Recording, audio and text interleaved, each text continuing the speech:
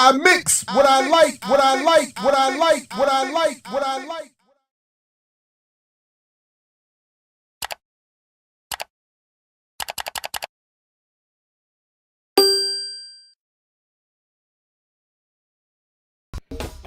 All right, what's up, world?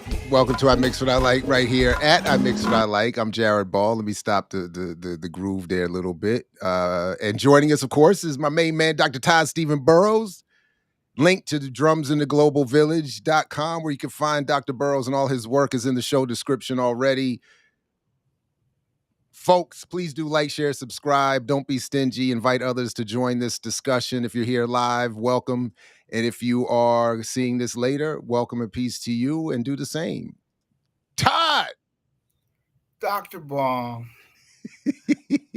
Dr. Ball, I told people I wasn't writing anymore. I wasn't doing this anymore.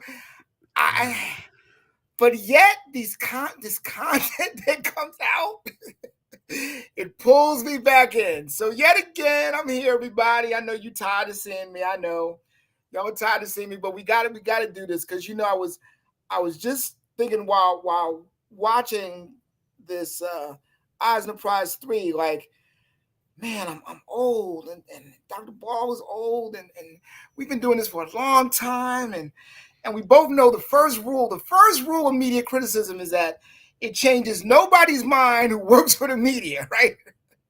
For ideological reasons as well as financial reasons, right? And so I was just like, while watching this, I was just like, why are we doing this? Like, why are we doing this? And I'm going to tell you why, and then I'm going to do an intro that might shock some people about Eisner Prize, and then we can jump into this Eisner Prize 3. But let me tell you how this morning somebody ripped me a new asshole, because I thought it was very important that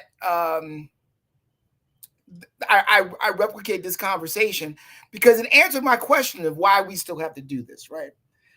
So I'm on text, with Josie Gonzalez, who's the well-known activist in New Jersey, and she has a wonderful news site called Public Square Amplified, right? Which I've had the honor of teaching her students, and she's written some things. And Renee works Shout for out to Josie. That's right. Renee in the chat. Right. Hi, Peace to Renee. Renee. And I told Josie, I'm going to tell you right now, I think you should have Josie on talking about local media and hegemony and what's going on in terms of this grant stuff. Okay, now see that, Josie, that nod means email him and then you'll be on. See that? Okay. So anyway, or we'll build together with Renee. Josie and I have been in contact. I'd be happy to do that. But there either here so, or on Saturdays or whatever. Yeah. So let me tell you the email, the text dialogue that answered my own question, right? So I was talking about Eyes 3 and I was telling everybody, and by the way, Eyes is so old, people thought I was talking about Eyes 1 and 2 being on.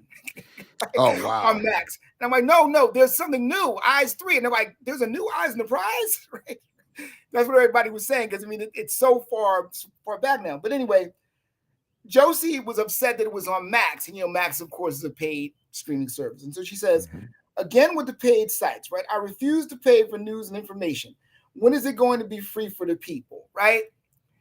Now that response, I'm a Groucho. First of all, she assumes that it's for the people. Well, and rest in power to Listervelt Middleton. Right, and we can talk about that. But I have to admit that since I'm a freelancer and I produce Black content for money, right? This comment, kind of brought out my Black capitalist side, right? So what hold on, Todd. I'm sorry. One quick second, because I saw this. So listen, everybody, we're all family. So Leah, don't stress. If you're gonna if the Black Liberation Media discussion, classical music breakdown with Ear Doctor and Kim Brown, please go watch that, folks. Don't feel stressed. You can come back and check us out later. It's all good. Absolutely. Yeah, it's not a problem. It's not a problem. We'll be here. Yeah, sorry, Todd. Like I was saying, I responded to her whine with my Black capitalist whine, right? So I said, refusing to pay for news and information and instead taking advantage of free technology, I put free in quotes, radio, YouTube, etc., is at the core of A, how Black American media developed, and B, why we don't have an elite class that needs, and I put that emphasize, a superstructure to preserve history and give current affairs. And then we complain when others, and now even us, distort in the myriad of ways that happens. As usual with oppressed people, we have no choice but to want it both ways. And then I said, no one complains, at least for long, I put in parentheses, about a plumber wanting serious money for their expertise and labor because they need, I emphasize that, pipes to work for their survival. And this is where Josie ripped into me, and I really appreciate it, because here's what she said. She said, one is about affirming empire, and the other is about sustainability. Pricing is about capitalism. Media information in an age of techno-metadata capitalism is paramount, and civics is a casualty in that endeavor. When capitalists change the funding model of information from one of peddling brands to one of curating messaging, 1950s, undergirded by an elite organizing tool of merit, we got play to pay from politics and information to freedom and sustainability. You can't throw plumbers into that mix, brother. And so I really like that, because it reminded me, like, this is why we need to do this. Because who's going to bring up these kind of dialogues from these kind of perspectives? Dr. Ball, I know you got something to say about that. Yeah. So on the one hand, of course, I agree with what she's saying. I also understand and appreciate your underlying point. And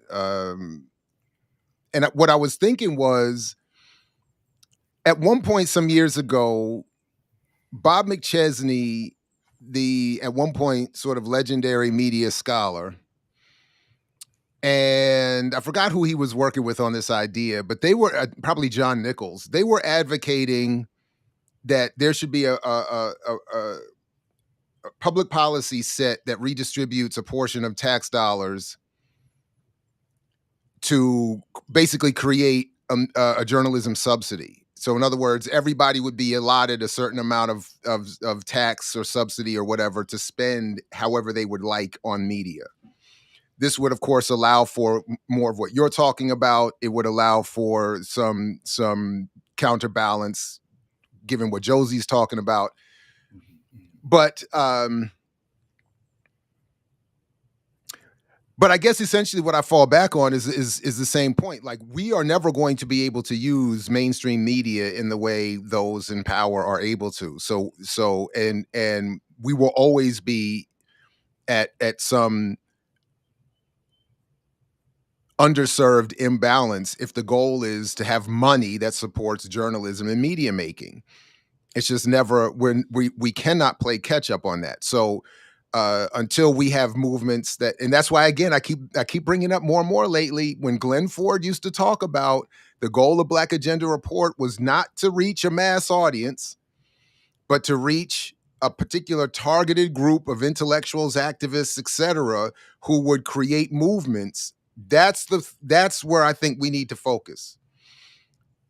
Beyond that, you start falling into chasing the white ad money and reducing, and then you end up with what we ended up with this series, or with what we end up with even in the Black commercial press space. You might get a little bit of something, but in general, the politics of the journalism and the media content won't be any different. So, and it will be very limited. Why, thank you. And maybe that's why there's such a hue and cry about Joy Reid.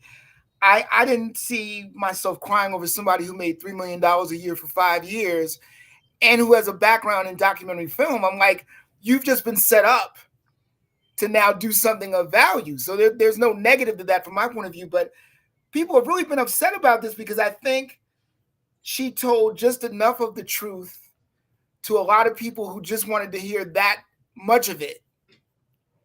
And I think they're upset that then they now see that, no, she's expendable.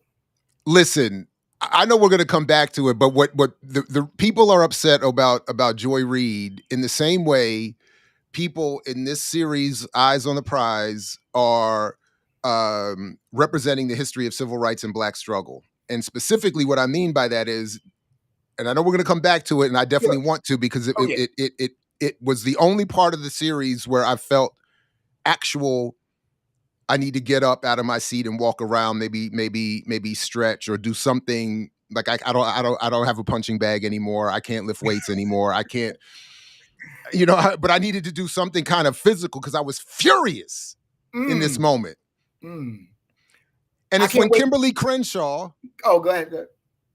Because this is the only one that got me. When Kimberly Crenshaw, after first shouting out Manning Marable, and I was sitting on the edge of my seat like, whose name is going to come out your mouth?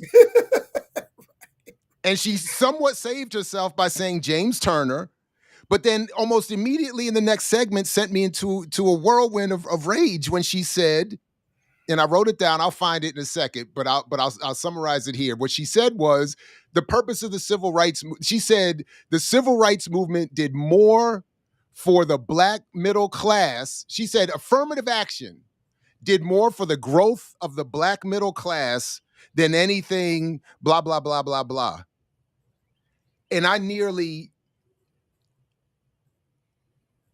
but that to me was the summary.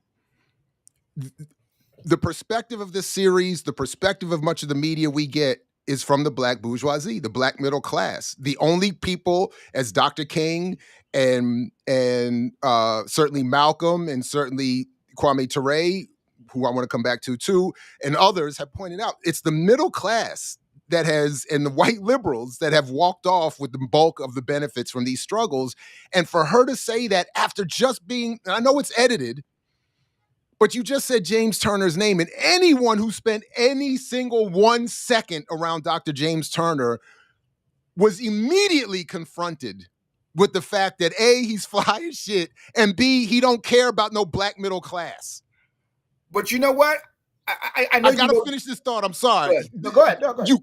Dr. Turner dedicated every moment of his adult life to sacrificing his privilege for Black working people. And if you in a classroom or anywhere else did anything akin to that, he would stop the class, not get enraged like I am now, not get animated. He was too cool for that. But he would immediately stop what was happening to point out what you were ignoring in your lack of focus for the Black and the poor.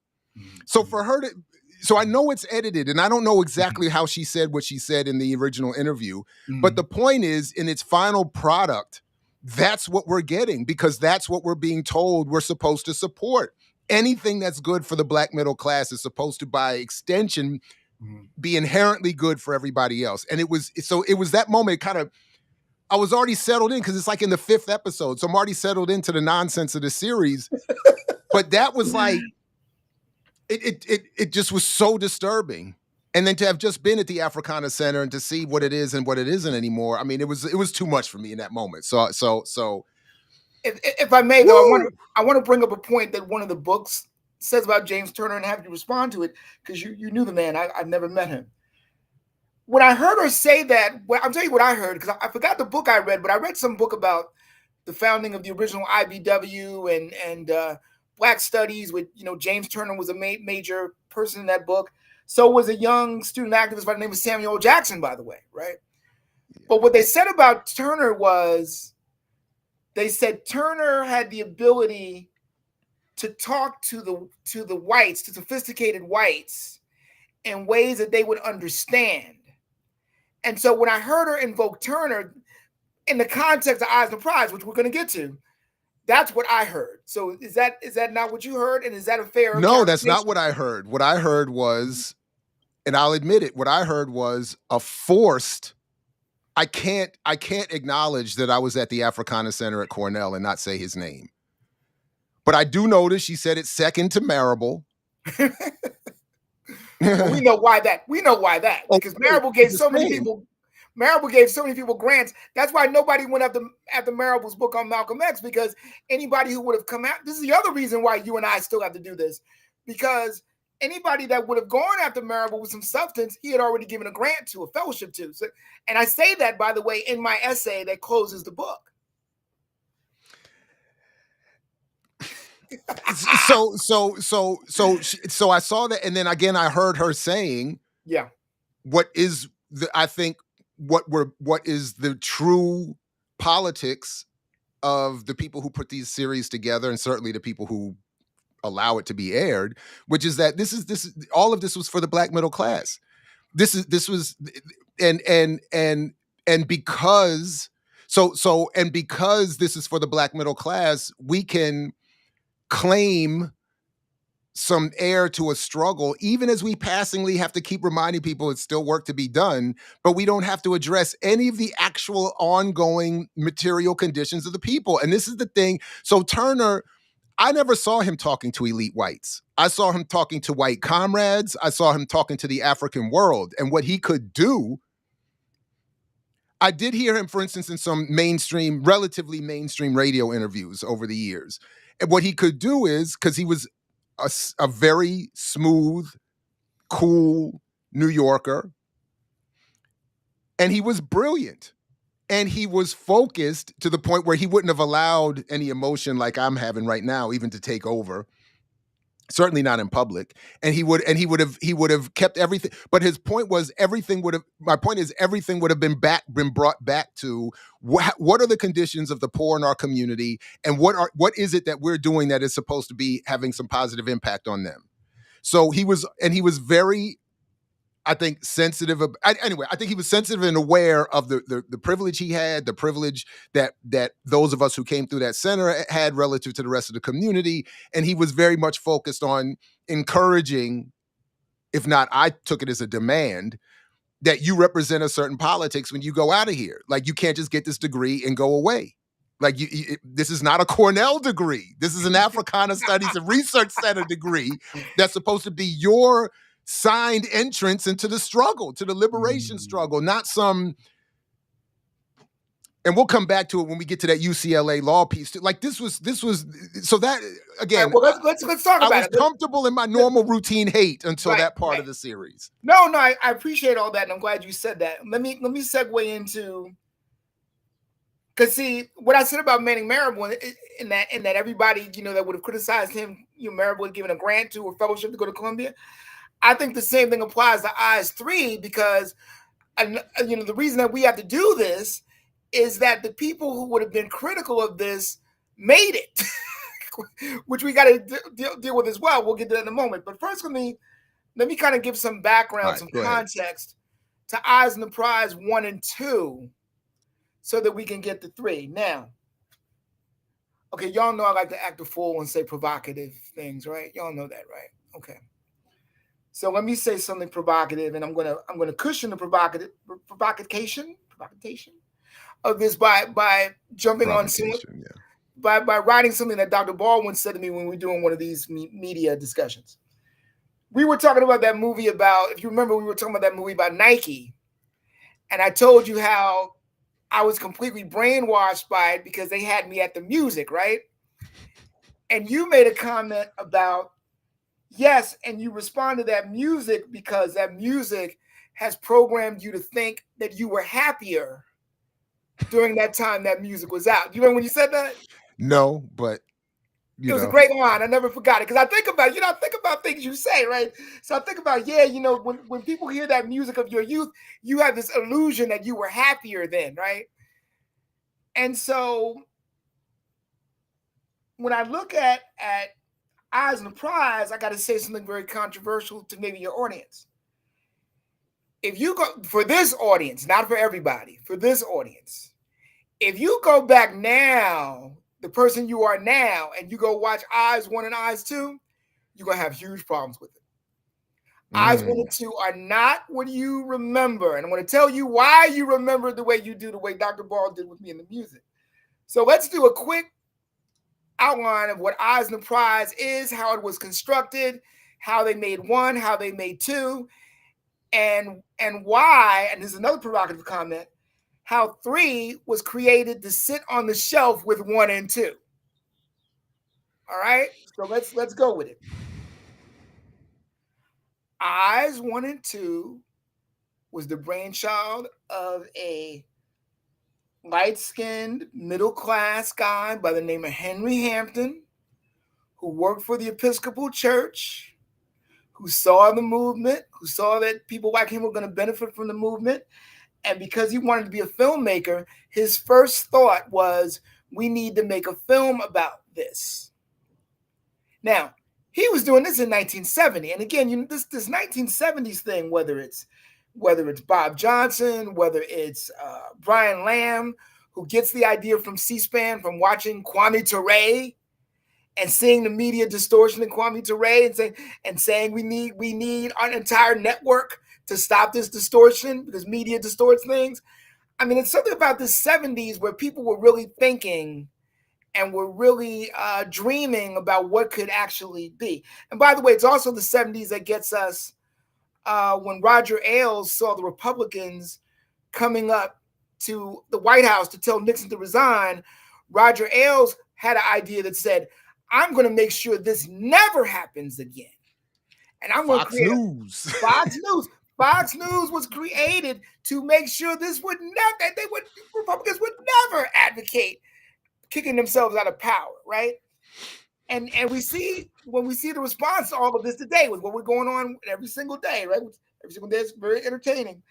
So there's something about the 70s that does this for some reason. So Hampton has this idea, and he works with whites, and he starts thinking about this idea, and he starts getting funding, and he goes and he does the greatest thing, the greatest contribution I think he's ever done, even maybe more important than Eyes 1 and Eyes 2 was, he went and rescued all of that local news footage that was about to be erased. This is one of the things that people don't know unless you read the books about Hampton or read deeply about Hampton. His crew got all this film footage that local stations around the country were about to erase. Now, why were they erasing it? Were they erasing it because of the conspiracy? No, they were erasing it because it was the policy of a local news station to reuse film and to reuse videotape. And so they would erase things because they would want to reuse the videotape. And Hampton rescued those things. Now, why am I saying today you would not like Eyes 1 and Eyes 2? Because there is nothing in Eyes 1 and Eyes 2 that is not co-written by, co-directed by, and approved by white people. Eyes on the Prize 1 and 2 are structured.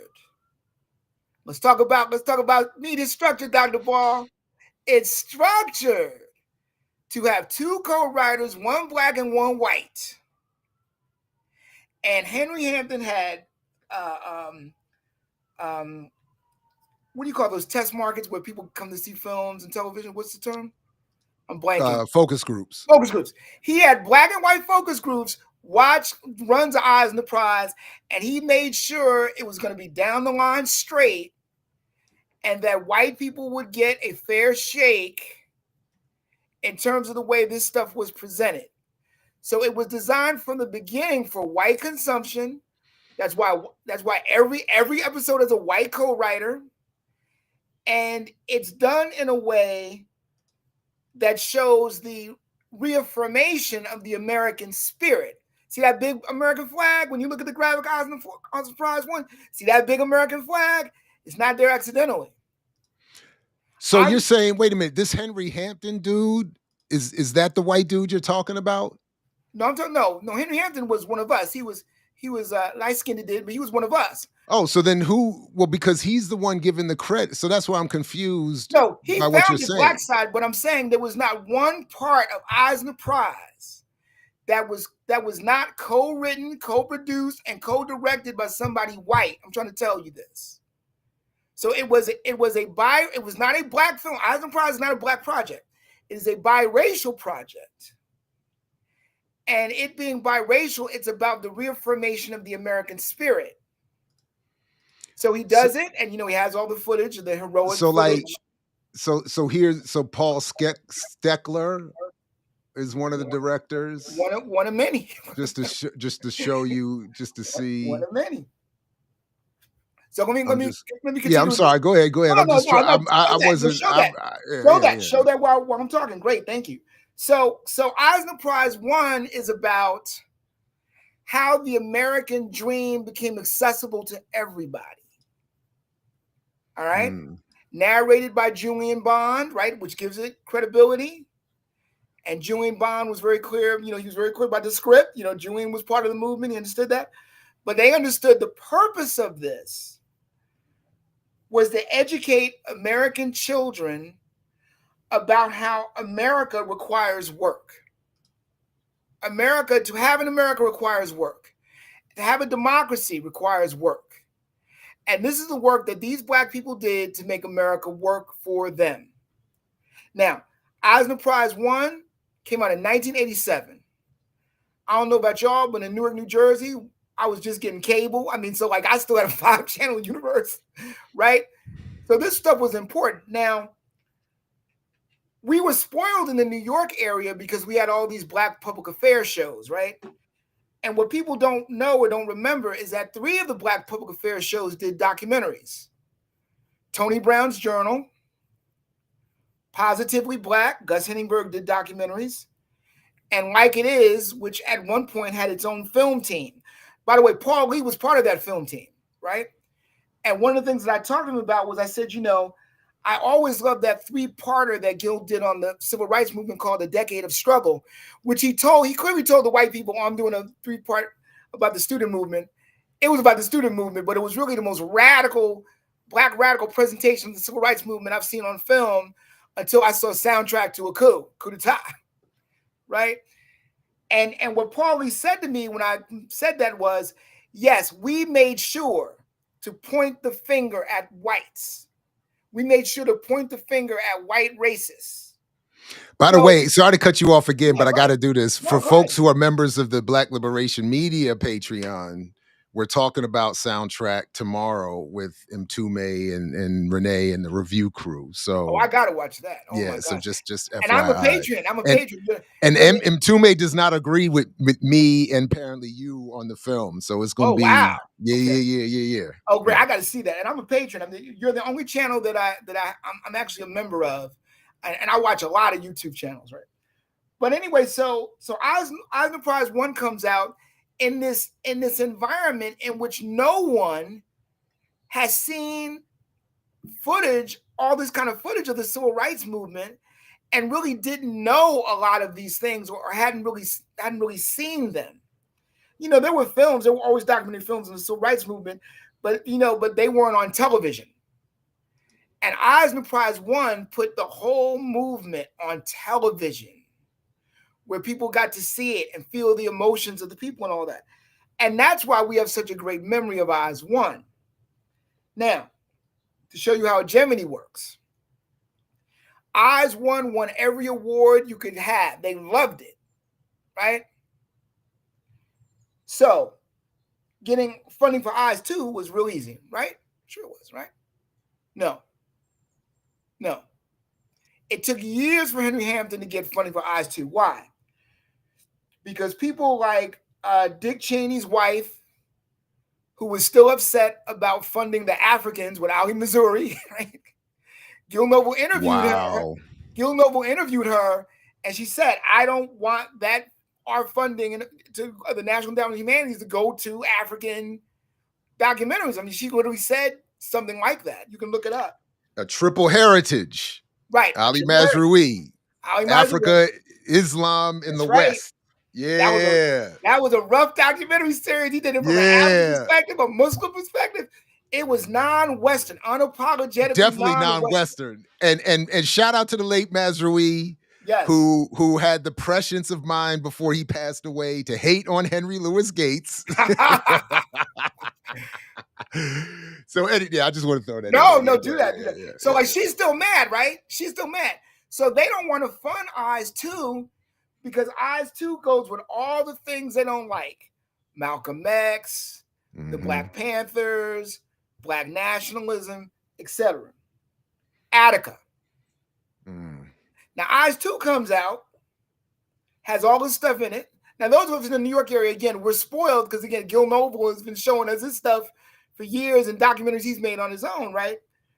But for everybody else, particularly with Attica, because I remember Sister Soldier saying this, how she thought that episode brought a lot of people into consciousness. It was that presentation where people learned for the first time about the Black radical movement, what we now call the Black radical tradition, where people across the country learned that. And that was a lot of education, right? Now, Black side had mastered the way of making civil rights boring. Their documentary on Malcolm X, Making It Plain, is one of the most boring documentaries on Malcolm X I've ever seen. Oh, I said it. That thing is boring. You fall asleep watching Making It Plain. You can fall asleep watching that. I watched it the first time and said, how could you make Malcolm X boring? Right? William Strickland from the grave is cussing you out. Let him cuss. He knows it's boring. Probably with a drink in his hand. Let him know. Cuss me out. He knows it's boring.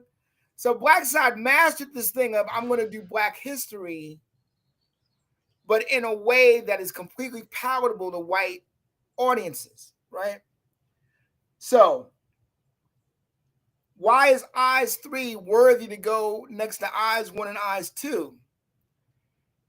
Because they found a way to take the most turbulent parts of American history, water it down to thematic episodes. I know we're going to go one by one on all these episodes. I know we're going to do that. So this thematic way was a way to do what they really wanted to do. Now, let's talk about what they really wanted to do. Now, disclaimer. Dr. Ball and I are hetero men, and we're about to criticize a Black female filmmaker. Do I feel bad about it? No, I don't.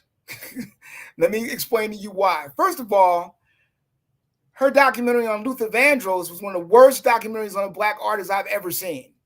Oh, wow. I never even saw that. Oh, don't waste your time. But I looked at, because Dr. Ball, taught me to look at the funding. Look, who's funding it, who's funding. And I noticed it was funded by Sony Records. So they didn't care. They didn't want a real documentary on Luther Vandross. They just wanted something they could use to sell, wow, the greatest hits collection. So that's what Dawn Porter did. I think her name is Dawn Porter, right? Yeah, that's it. Yeah. So I was already skeptical. I already had the Spock eyebrow up because I was like, I don't know how you can mess up Luther Vandross. I don't know how you can tell the story of Luther Vandross without talking about Billy Eckstine and all these soul crooners and the other Black artists around the time.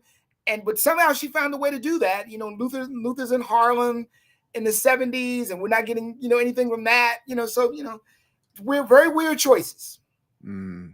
So I started watching this thing. Anyway, so that's why Eyes 1 and Eyes 2 are not as good as you remember it. I just want to say that. And maybe it's impossible to follow up on Eyes 1 and 2 for a lot of technological and social reasons. I mean, think about all the documentaries we now have made that we now have instant access to. Think about the documentaries we can now make on our own. Like, we don't need a Henry Hampton or a Gil Noble, right? This channel is proof of that. Well, yes and no. So this is sort of the because I know almost to preempt the criticism is, well, if you all don't like the documentary, make your own. But it's not that easy to make your own, to have access to both the interviewees, to the some of the technology, and then certainly the platforms that are going to properly distribute the film. So it's not exactly the same. We can't all just make them, and that's why I think it is important to note that this is an HBO, Warner, Vanguard product that is being done, that they're doing because they know they can corner the market for the dominant narrative of these histories. So it doesn't matter if Todd ends up making his documentary. It will have to struggle in the marketplace of ideas against this that gets all the funding and all the promotion and all the reviews, all the write-ups. There's been so much. I mean, there's been a lot of attention for this, relatively speaking. So anyway, sorry, go ahead. Yeah. No, that's excellent. And let's talk about the positive thing that the filmmakers set out to do that, in my view, as a hetero man, was negatively done, was negatively executed. Let me just say this. As a historian, I understand that there is a need to tell history from the bottom up.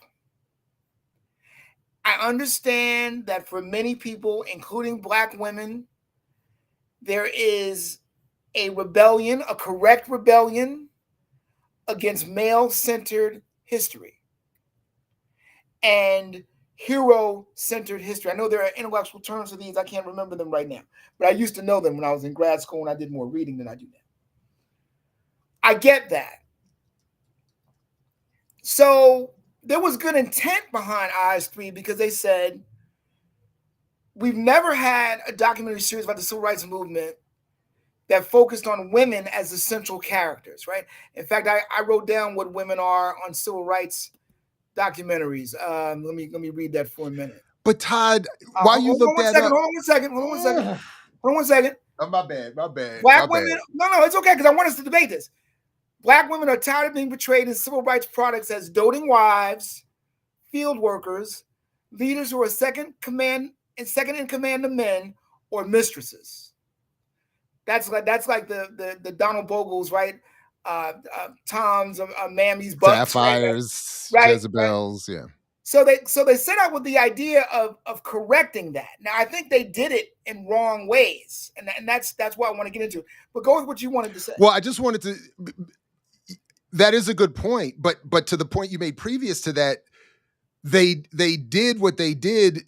Not as a bottom-up documentary, though. This is not a bottom-up from the bottom. From it, this is a nonprofit down telling of the story that even gets exposed when they talk about the Sanford, Florida protest, where the Dream Defenders show up, impose themselves on the local community, face backlash, and then there's never another discussion of indigenous local grassroots organizing ever again.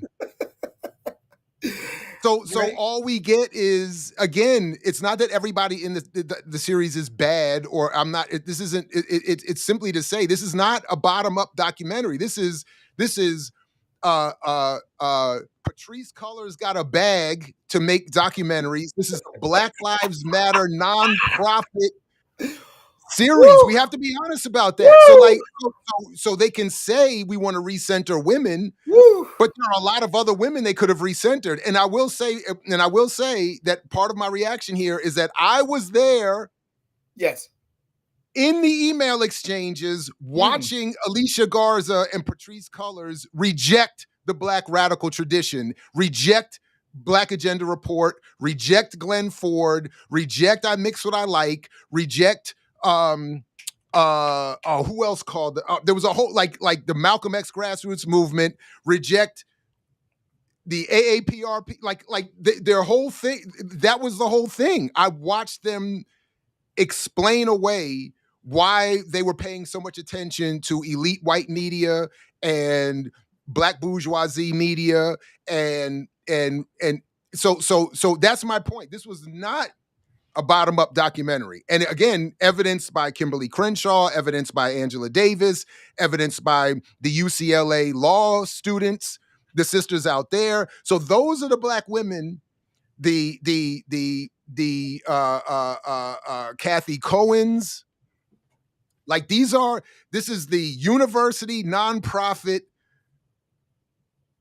top-down version.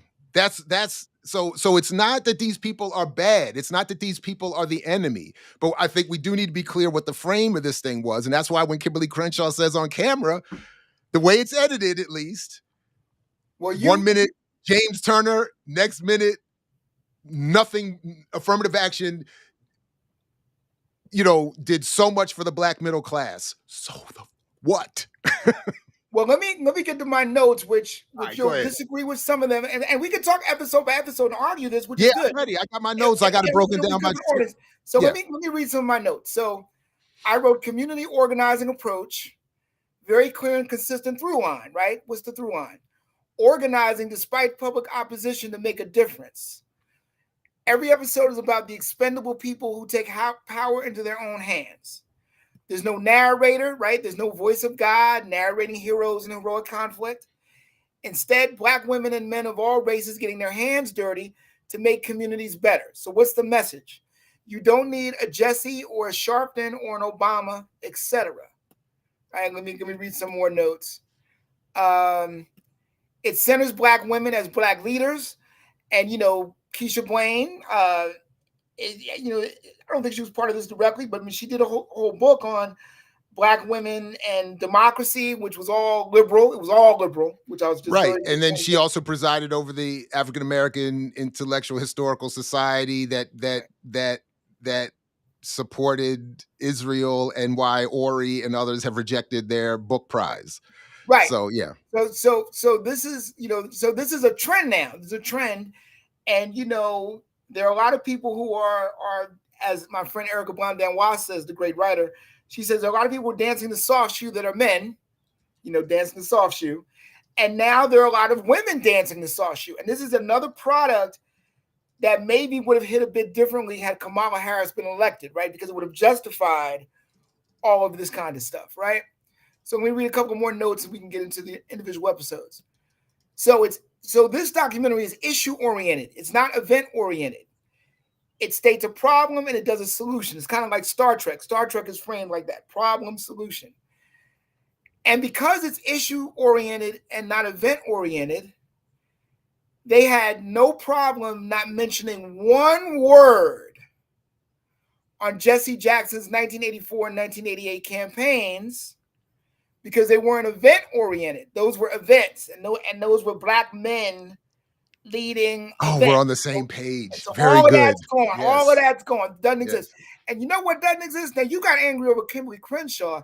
Let me tell you what I got angry over, okay? Now, we're talking about 1977 through 2015. And forgive me, I'm going to shout here, so I hope you're not on headphones. And you're telling me there's no discussion of Nelson Mandela? I said the same thing. I got it. Chris Hani? There's no apartheid? What the fuck? But you identified the point. That's why we're on it. I love it, because we're not always on the same page, but we are on this one. The whole series is about performance. That's why you get the Million Man March, but you don't get even Jesse's campaigns, as performative as they became. You don't get, to your point, the anti-apartheid struggle, which I noted myself, because anything associated with anything beyond performance got erased, because it was just about, we just want some black middle class recognition. It's the political equivalent to what Mtume was saying was my problem with American fiction, that it's a black bourgeoisie apologetic. Like, we did the best we can. Like, don't get mad. Like, and it's like, no, but exactly. There was none of that. I was like, how could you even talk about our movements in the 80s and 90s and not bring up Jesse and Mandela? They don't even bring up, and they missed a lot of other big stuff too. Like, they didn't bring up Yusuf Hawkins. They didn't bring up the Central Park Five. They didn't bring up like all of that. But we know why when we get to the end of it. We know why. Violence. No, why? Tell me why. Because because Black Lives Matter didn't exist then. So to save That's the what I'm world. saying. All right, but let me read some more notes. All right, so let me calm down and read some more notes. Then we go episode by episode. But I had to get to what pissed me off. All right, so let me go back and read some more notes. All right, so all right. The sequel begins and ends strong. It begins with cooperative housing in the South Bronx and ends with nonviolent direct action to disrupt hegemony and to protest police brutality. Oh wow! Every episode has the same plot. And by the way, get the graphic ready, Dr. Ball, because I think I got about 10 more minutes before I gotta go off visual. Why? Really? For the battery. Because every Star Trek episode has the same kind of plot, problem, solution. Every episode of this has the same plot. What's the plot? Black people keep learning over and over again that the civil rights movement did not make them legally or socially equal. Now that's what this documentary wants to say, and it says it in each episode, no matter the topic. That's what it says. Now, so I think I said this before. Old Eyes 1 and 2, is the racial conflict led by men, black versus white, and those black versus white men fulfill or threaten the greatness of American democracy. And the philosophy of New Eyes is community organizing led by women of all races, because women get shit done, and by subtle black feminist implication, don't get anything from it. So the main theme of 3 is this black women's organizing for survival. And the argument you're making, Dr. Ball, is hegemony, because there's no radical black women in here doing anything, right? They don't exist. They exist to comment on the Million Man March, right? But they don't exist anywhere else. So it showcases black women's community organizing activism, and it goes into certain stories it wants to tell. New York, the Bronx, Philadelphia, South Central LA, Washington, D.C., Maryland, and North Carolina. And they focus on North Carolina because that's where Benjamin Chavis was a major activist, and that's why he gets 2 parts of it.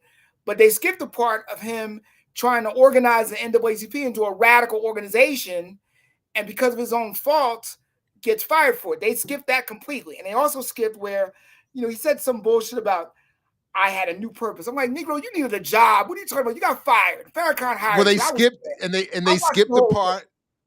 They skipped the part where he joins the nation, right, and goes on tour. Right. That bullshit. Yeah. That was complete bullshit. And by the way, I write about Benjamin Chavis in my book-length essay that Dr. Ball was kind enough to publish on political prisoners, called The Invisible Shadow and the High Top Fade. And that's my essay about American political prisoners. I go into detail on Chavis. I was there during that whole time when he was at the NAACP, he got fired. I was there the whole time. All right, so very quickly before I go off camera, so it talks about the residue of the Black Panther Party, if you notice that. And it talks about the residue of the Black Panther Party because it wants to connect what they've chosen to tell to the Black Panther Party and to the radical tradition of SNCC, right? So it does follow up chronologically from the last 2 episodes of Eyes 2, which deal with the Baki decision and all of that. But they wanted to clearly do things that normal national Black documentaries don't do for mainstream audience. So they talk about environmental racism, Black gay men, and the 99%. And their focus is on class struggle. That's another main theme of this. Class struggle. Now, Dr. Ball has an interpretation. I don't agree with. I'm not seeing. So can we slow down so I can get in? Because I don't want you to go through the whole thing. I want to go one episode at a time. I'm gonna go off camera and come on in, and then we can. All right, just turn your camera off. But we'll let me see if I can get a. That's not going to work. Hold on. Let me see if I can get the other one. I don't know why, Todd, you can't charge your phone or whatever, or I don't know why we're doing this. This, why, why this is even necessary. But hold on a second. I need to get another charger so that I can be in the corner I like to be and do this. So we got Todd and we got Todd. So listen. So quickly. Go ahead, but so jump right in off the top. What I'm saying. So first of all, I wrote that this is, again, shout out to Ori, Dylan Rodriguez, and everybody else who's been talking about Mac Capitalism. This is liberal counterinsurgency, slick production, fast-paced, informative, but no analysis. So it's well produced. Even the way they remixed the "Keep Your Eyes on the Prize" song with I believe we will win. And Todd, you either got to put headphones on or mute because I'm getting a whole bunch of feedback now. Okay. So I I like all of that, but it's just very fast paced, and then there's no again I said HBO, Warner Brothers, Warner Discovery product, Vanguard owned, Patrice Cullors executive produced, and then my other tagline was that this is that what they do here with this series is reset civil rights back to civil rights and away from human rights and liberation. So when they make allusions back to the earlier Eyes on the Prize and previous struggle, for instance, when they talk about SNCC, they go back to the beginning and with John Lewis. They don't talk about how SNCC evolved, and they certainly don't talk about Kwame Ture at all until you get him giving one line at the very end of the series to close the series. So there's no so in other words, they're retelling the history as if civil rights didn't struggle through its own contradictions, evolve as it's traditionally thought of into Black power and Black liberation and all of so none of that's in there. To your point, none of the impact or the after effects of counterintelligence, political prisoners, none of that is discussed or mentioned at all. In fact, what they do in episode 1, and I'll get specific to that episode now, and I'll even so we could what they do in episode 1 is, first of all, I don't see, they start with the issue of class by focusing on poor was it Brooklyn or Bronx residents, the Banana Kelly Street or whatever. But they start on right away with focus on a white activist and savior. So I thought that was wild. They move quickly through Ronald Reagan, who died during my wedding. And then they mention the MOVE bombing in Philadelphia very briefly, with no discussion of the MOVE movement, no reference to Mumia, no reference to political prisoners, and then immediately go into the history of the 80s struggle with HIV/AIDS and the gay community, which Let me gets just a interrupt you right there. long... and then this is it for me on episode 1. They get a long discussion of that struggle, which is fine, but in the way it rolled out, you go white savior, MOVE bombing, and then long.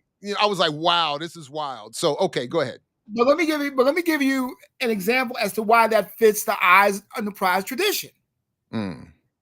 Because in Eyes 2, they mention George Jackson for... They do not mention what he wrote about. They just said, and George Jackson wrote a book from prison, and that inspired the prisoners around the country, and that's how they segue into Attica. And remember, they take as much ideology out of that Attica discussion as they possibly can. They want to frame it, and your boy Burton talks about this, right?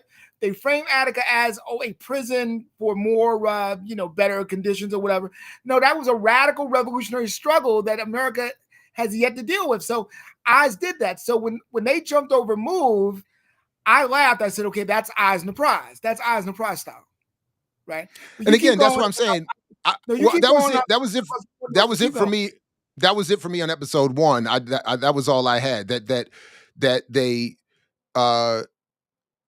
and they focus on, I forgot her name, forgive me, the Muslim sister who became the leading organizer or spokesperson for reminding people that not only was HIV/AIDS real, but that it was real and having a magnified impact on Black people. So all good. It was just, again, I wasn't mad at that point yet. I was just sinking into my sort of routine, hate or whatever. But anyway, so that's it. That's all I had on episode 1. Did you have more on episode 1, or do you want? Yeah. Mm-hmm. What I was saying at the time was those were interesting choices. I'm going to finish my notes, and then I'm going to do episode 1, and then we'll do episode 2 together. Okay, go just to ahead. finish my notes real quickly. So they talk about black gay men, environmental racism, the 99%. And it's a rare discussion in terms of mainstream documentary media of the specifics of class struggle. Although we wouldn't go into the specifics, they didn't go into the specifics the way we would want, right? But they did. They did talk about class struggle. Now, in typical Eyes fashion, as I was saying, it takes ideology out of it. Whenever Eyes has the opportunity, 1, 2, or 3, to take ideology out of a discussion, they do it. So in this case, in terms of Eyes 3, they pretend that Black power is the same as community control. And we know that's been a trick. What did you used to call that? The penny trick? The penny trick, yeah. Right? So we know that that's been the penny trick that has been used now by these elite Black scholars. Some are male, but more and more, sadly, are female.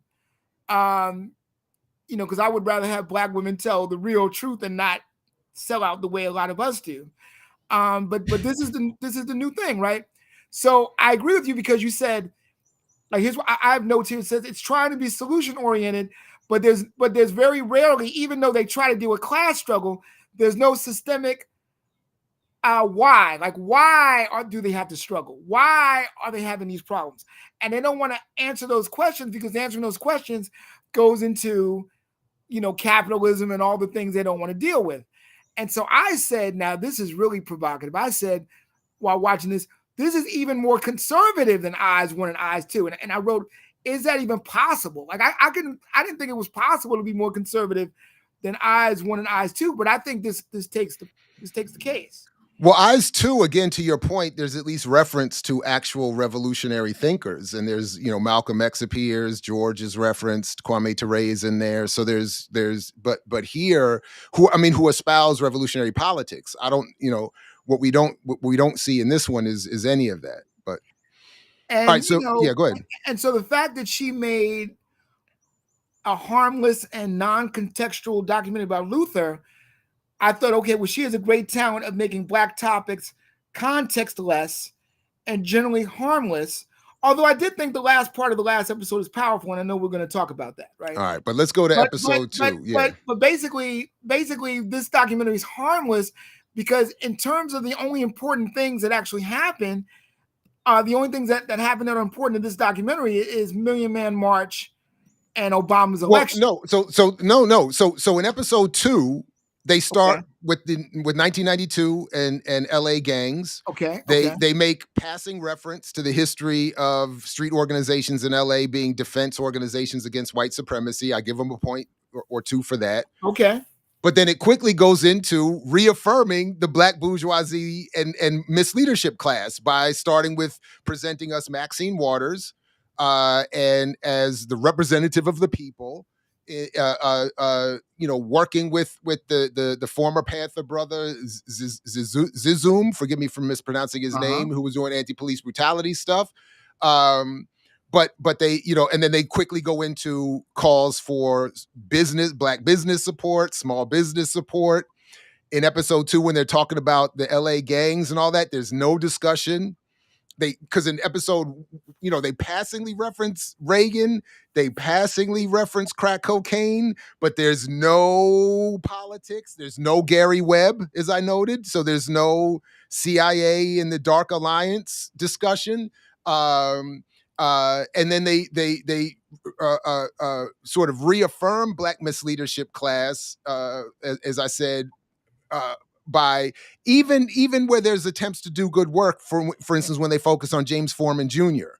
And his work around the Black and poor and often targeted for incarceration and all of that. Even when they focus on him, it's in the context of a very professional, nonprofit, liberal sort of political struggle. There's no analysis, there's no radical ideology, and there's no focus on anything else or any other efforts outside of these very sort of acceptable, sanctioned. And then they start in episode 2 to bring up the issue of racial profiling and Clinton signing the crime bill, but it's in a context of Clinton ultimately being seen, Bill, that is, as a net positive that comes back in episode 3. But I'll stop there. That's all I had for episode 2. Well, I just want to say a couple of quick things about episode 1, and then I want to get into episode 2. Oh, I thought we were finished with episode 1. Come I- on, man. Come on. Go ahead and make your point. I just want to do really quickly. I thought that the use of C-SPAN was interesting to me because that's when C-SPAN was created. So they replace local news reports when they can with C-SPAN. And I thought that was an important thing because C-SPAN, to a certain extent, allowed you to see things for yourself. I also wanted to point out that during this period, but particularly more during episode 2, this was during a period in which, you remember, there was a lot of public dialogue about Black men being an endangered species. So I wanted to bring that up because that was a whole thing within itself. Right. I loved when they had the white cop said, "I put my children through school off of your ignorance." I loved that.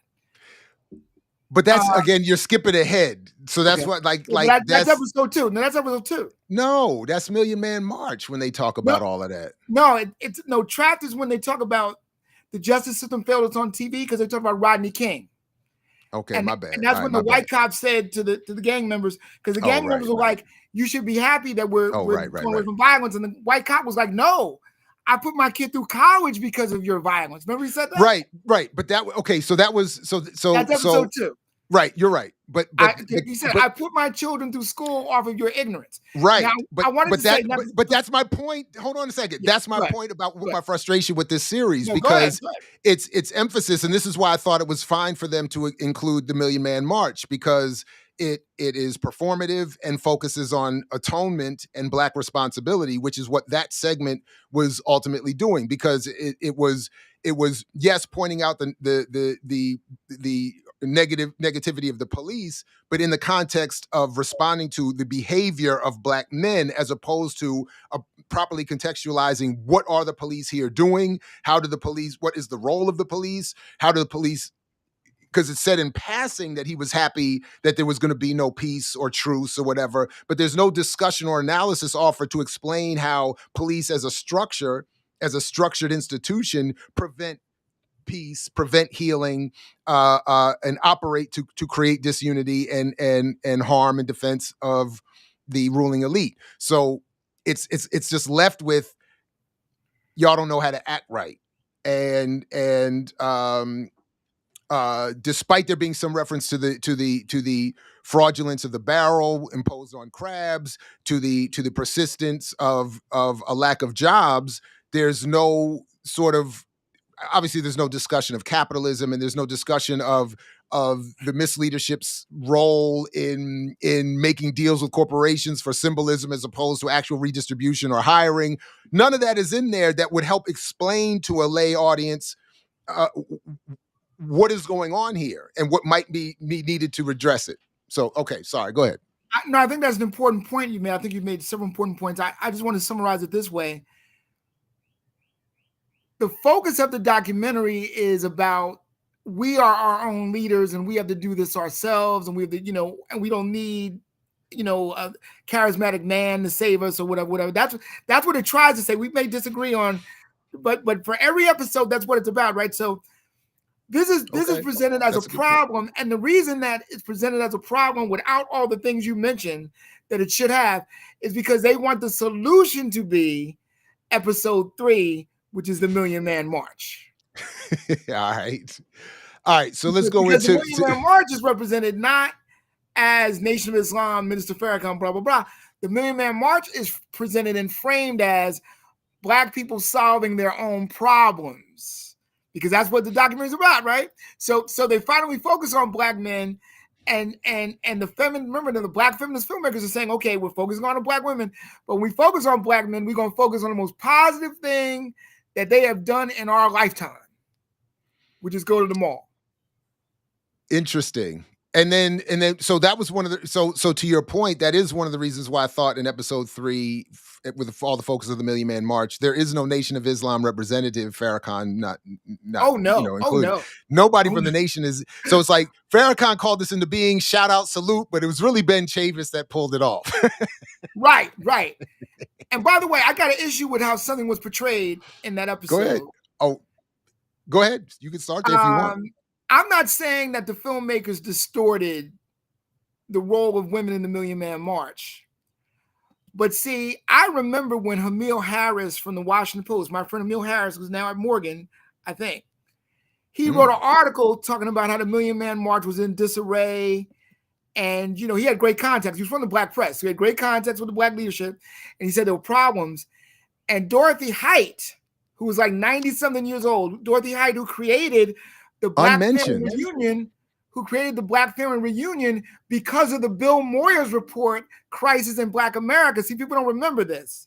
The National Black Family Reunion is a response to a white, stereotypical documentary on Black people called Crisis in Black America that dealt with, of course, my city of Newark, New Jersey, because we're just easy to, get on the highway. Don't nothing happen right in Newark.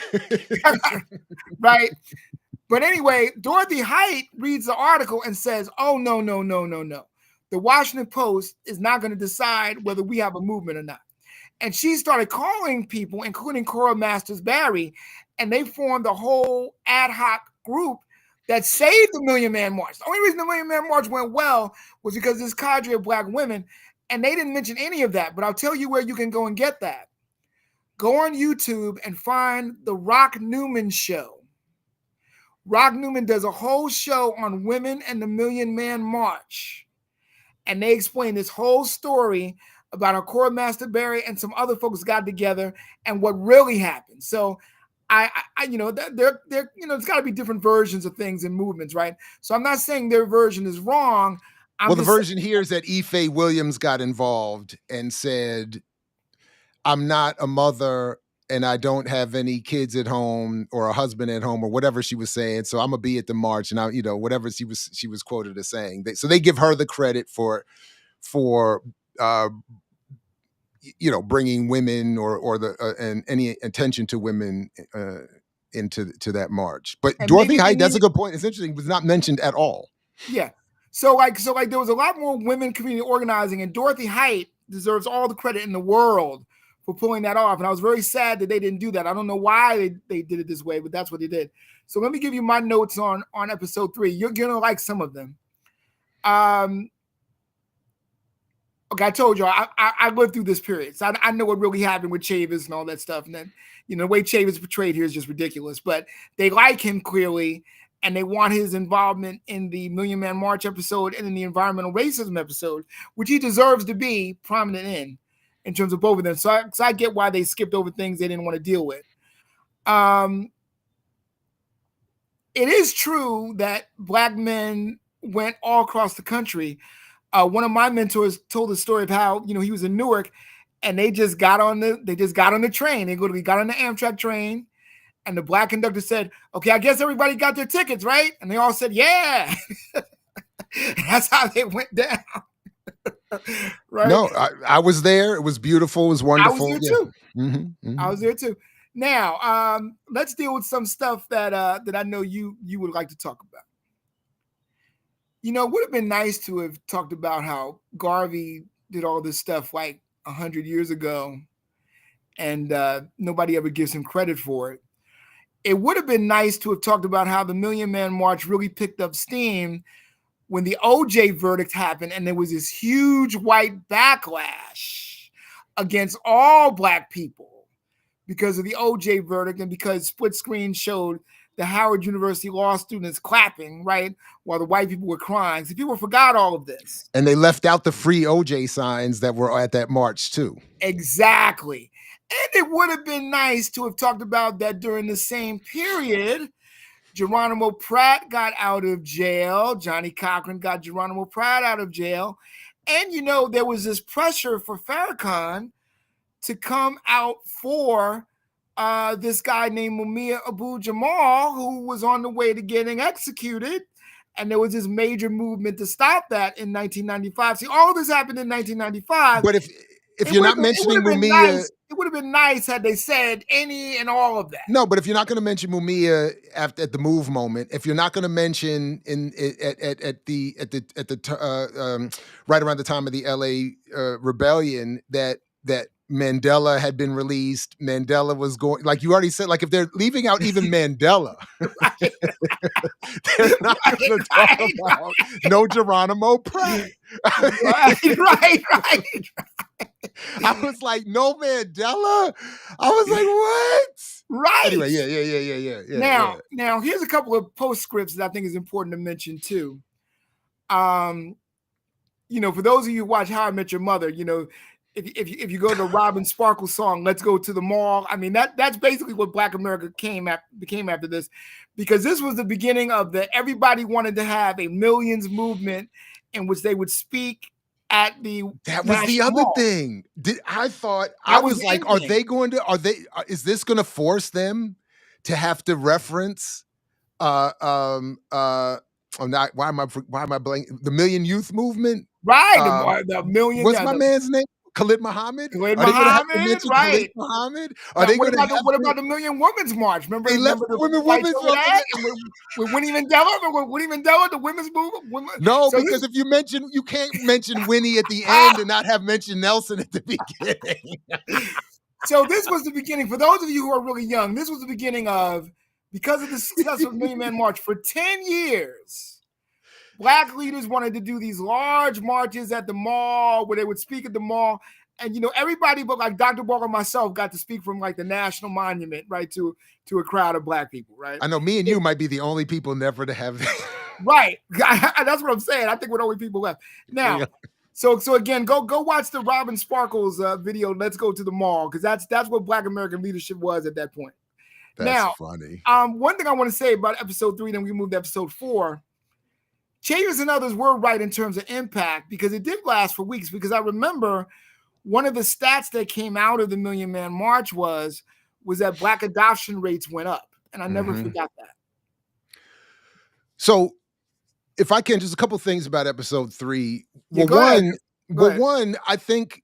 Listen, given what you're saying, and I agree with you about the one of the goals of the documentary was to point out the shortcomings in male leadership and to promote women-led efforts. But it makes it even more odd that they felt forced or compelled to center Chavis, because, correct me if I'm wrong, I remember it differently. Chavis didn't get bounced from the NAACP because he was trying to make it too radical. He got bounced because he was using NAACP funds allegedly to pay off mistresses. Absolutely correct. And he was sleeping with several women in the national office. Absolutely. Okay. I did mention both those things. I'm sorry, but I didn't make that clear. Well, you're breaking up there a little bit. Chavis got kicked out because, and then he was sleeping with, and then he was also bringing the NAACP into radical areas that people didn't want to. So a group of people led by Joe Madison, and look, Joe Madison was who he was. Black Eagle. I'm not dogging out Joe Madison, but he did lead the movement to get Chavis and me and Don Rojas and all the people were there kicked out. That's how we got kicked out. It did happen. I write about that as well in the Jared Ball essay book, again, the Invisible Shadow and the High Top Fade, about political prisoners. Right. So people you're right. Get that at mixwithilike.org. Yeah. Right. I'm glad you emphasized that point. Now let me see. So wait, did you have more on episode 3? Because I got a couple things. No. Let's go to episode 4. Well, no. Let me do my episode 3 part real quick. Yeah, do your episode 3 part. One, they again bring. I just noted they bring back Al Sharpton to prominence here too. So this is sort of the point I was making about the Black misleadership class. Like, the series wants us to see Eyes 3 and what these young folks are doing as an extension of the civil rights movement, not the Black Power era. So that's why when they make reference to SNCC, they stop at John Lewis. They don't even get into Ella Baker. They stop. John Lewis is the extent of SNCC's reference. And then the leadership is quickly brought back between Maxine Waters, Ben Chavis, Al Sharpton. Farrakhan has to be mentioned, but not even, seriously. He's obviously not included. When they mention Clinton again, they mention the crime bill, but then sort of quickly move back to frame him and his presidency as a net positive, while never mentioning CAFTA, NAFTA, his attack on welfare. I mean, they so when they're trying to explain why so much work still needs to be done, they leave out the fact that all of the Democratic elected leadership that this wing of the movement has been in support of failed us, continues to fail us. So they left that part out, which I thought, the other reason I thought that they were fine with the Million Man March is because although they avoided all the numerology, stuff, when they focused on Farrakhan's message, it was other than the reference to white supremacy, the call was Black men, you need to do better. You be better. You need to atone. And then they have Chavis try to redefine atonement. I have never, like, atone for what? Clinton's they have Clinton's black man representative, his like black liaison, the one black man in Clinton's, cabinet. I forgot his name, but they have him in there saying that Clinton should support the march, and then saying, of course, Clinton did. Then I said, okay, Sharpton's in here because he's on there saying that Dr. Betty Shabazz is the godmother to one of his daughters, which is disturbing if true. I did like how in episode 3, you get 2 solid clips of my brother speaking at the Million Man March. You see him giving one part of a speech. So that was pretty cool. And then you see him doing the money part. Identify your brother. Identify your brother. Jamil Muhammad, who at the time, and I believe is still the last recorded national spokesman for the Nation of Islam. So he was a very prominent figure, as was our late sister. In the Nation of Islam. So he was speaking there that day, and he was the one who was leading the tour that when Ben Chavis joined the Nation, I got to see firsthand all of that. Yeah, I'm sure. I'm sure. God. Oh my God. I'm sure. So there was that. I thought that. But then they show when my brother is putting out the call for everybody, and they talk about that moment, which was powerful, where we were encouraged to everybody put your money up, and there's passing, there's everybody's sort of just without any real concern passing, thousands and thousands of dollars across the crowds to be collected. And then there's reference to someone saying this was the representation of our economic power, the power of the Black economic force in this country. And I thought about you. I was like, you've got to be kidding. I was like, that's a wild confession as to the politics of the series. And then lastly, that's what I said a minute ago, that the direction was for us to be better men. No politics, no real analysis, just be better, despite the fact that the context in which we're being asked to be better is getting worse. So, all right, that's why the Million Man March fits perfectly into the eyes and the prize framework. The system doesn't get discussed. Right. Okay. And it fits perfectly into what the women are doing with this documentary, because they're saying we are responsible for ourselves. We can fix ourselves. We can fix our own buildings. We can fix our own communities. So it is the ultimate expression of what the filmmakers want to do. So well done. All right. So let's go. Episode 4. Episode 4. Let me get out my notes here.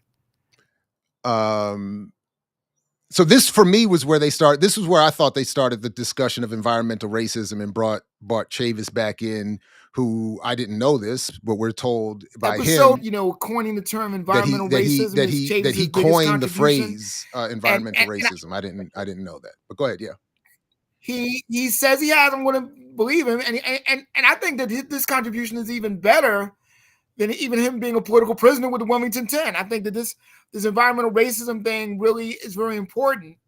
But what I wrote in episode 4 was I kept seeing the theme, and so here's what I wrote. I said, people keep learning over and over again where they stand in terms of race, class, and capitalism, but guess which part is not emphasized? And again, that is typical eyes on the prize framework. That's all I have for episode 4. Yeah, all I had was that, and then this whole thing about we're being reintroduced or introduced to Obama and Al Gore, and where Al Gore is brought in to talk about how from the very beginning with he and Bill Clinton had initiated through executive order, some of the strongest defenses for the environment in modern history, something wild like that. And yet again, I'm just sitting here saying, so the series is really going to let all of these folks off the hook? That the series is really wanting us to really to buy in with this idea of sort of what I understand to be their liberal nationalist project. So to your point, like, we can do this all on our own, and then when we do need some help, we have the Democratic Party. And that was and it was like that seems to be, and on our own, by the way, not in some revolutionary nationalist sense. On our own means we can develop the nonprofit structure that will take the leadership for what should be a revolutionary movement. It's not an actual do for self. It's a liberal nationalist nonprofit nationalism. All right. Do we lose you, Todd? Are you there? Are you broken up? Are you so moved by my analysis that you're dumbstruck and can't speak? Or ready to move on to episode 5, or No, a combination of all of those things? I'm ready to move on to episode 5. I know this was your favorite episode, Dr. Ball. You were so happy. So let me give you my my analysis of episode 5. We don't see color. That's what it's called, folks. Yeah, literally. That's what it's called. We don't see color, okay? But it's meant to be ironic. Now, they're meaning to be ironic there. Before I do that, let me give a College Park story, okay? Way in the years before I met Dr. Ball, and that's University of Maryland, not Atlanta. That's right. Thank you. And I really have begun to forget that there was a time I didn't know Dr. Ball, but there was actual time I didn't know him. And I was new to College Park. And there were 2 things that were happening in College Park that were getting students, everybody upset. One was that they didn't give this great professor that everybody loved. And I mean, there were petitions and everything. And I hope I signed it for a woman by the name of Catherine McAdams. Oh, right. Wow. And there was a big fight over, no, she is not going anywhere. You are reversing your decision. And the university reversed their decision. One of our white Southern saviors. Yes, may she rest in peace. Yep, she was on mine too. Absolutely, she was the head of my committee. That was the first struggle, but you may not remember this struggle, Dr. Ball, or you may. This was during the time in which Republican organizations, conservative organizations, some were Jewish, some were not, because Jewish people were against affirmative action in terms of many of them that have prominent organizations. I wanted to say that fairly and carefully, but they would get these young girls to sue universities over Black scholarships. And so one of the big issues when I first came to Maryland, I was reading about it in the Black student newspapers, was that there was a scholarship called the Benjamin Banneker Scholarship, which was for Black people to attend university. You're breaking up there again, Todd. You're going to have to tell us again what this scholarship was for. College Park. No, the white scholarship, Todd.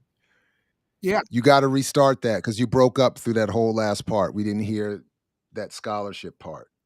Sure, I'll say it all again. So there were conservative organizations that got young white women to sue universities over having Black scholarships. So at the University of Maryland, when I first started attending there, I read in the Black student newspapers that there were a fight over this Black scholarship called the Benjamin Banneker Scholarship, which is for Black students to attend College Park. College Park was one of the most racist universities in America, and so they're trying to make up for it. It's the 90s. They're trying to make up for it, Democratic President Clinton. And so when they sued, the president of the University of Maryland College Park was sympathetic to the students, so they wound up combining the Black scholarship. Todd, you're breaking up again. They ended up combining the Black Banneker scholarship, white scholarship started. Todd, yeah. If you have headphones, it would help, I think. I don't know. I don't know where the else. All right. But I think, but you broke up there again at that last thing you were just saying.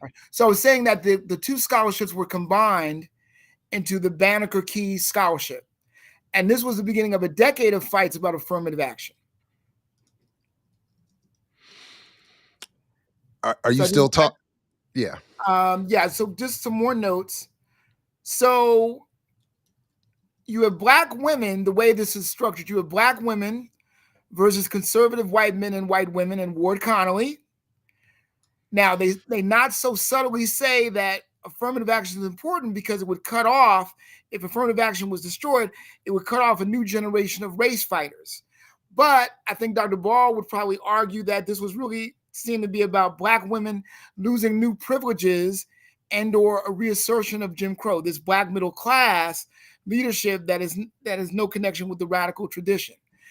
And, you know, as we know today, shockingly, white parents are very upset about their children being used to push society working toward equity, so they take action to squash it. So we see that then and we see that now.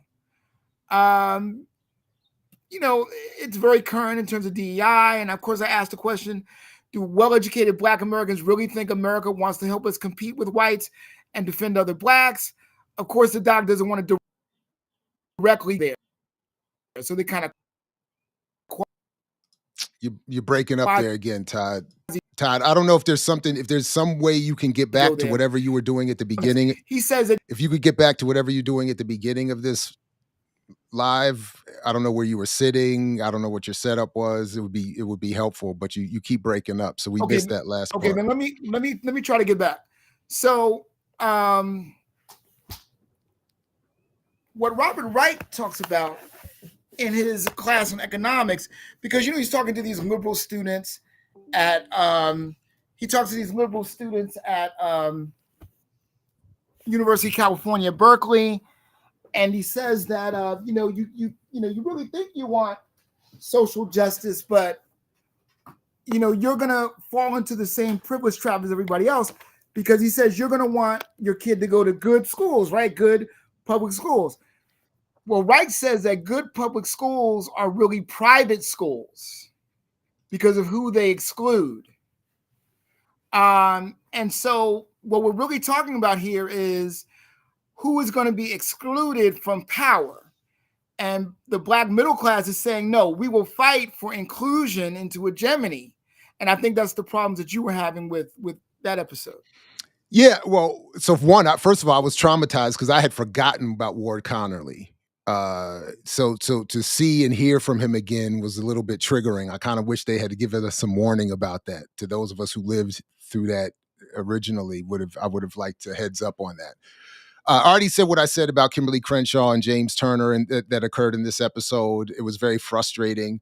I made the point here that liberals, because they mentioned Dr. King again in the way that the conservatives would like to reference Dr. King's statement about a colorblind society, meaning that therefore there should be no affirmative action.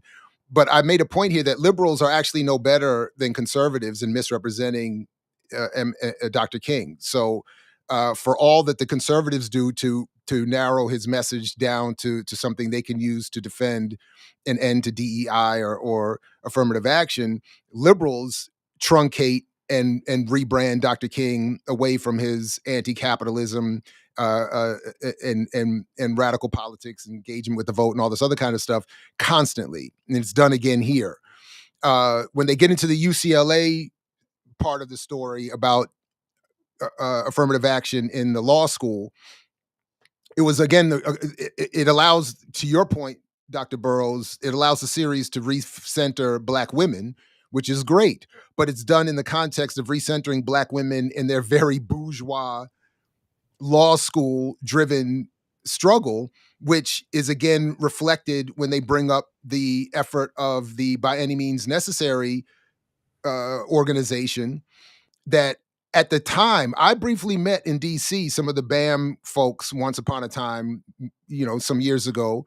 And I thought at the time it's a misrepresentation of the name to have Malcolm's famous phrase "by any means necessary" reduced to affirmative action struggles for universities was, I thought, beside the point. And yet that becomes the focus here again in episode 5.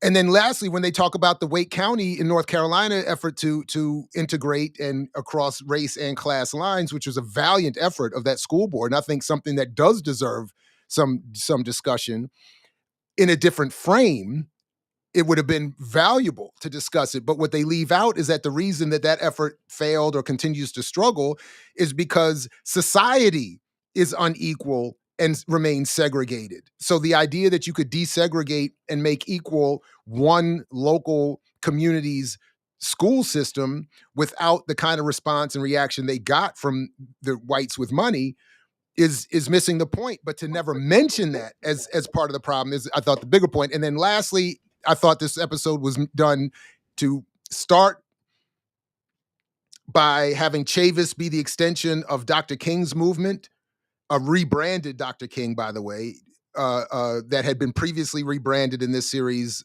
with or had that rebranding extended by the only focus on SNCC being John Lewis.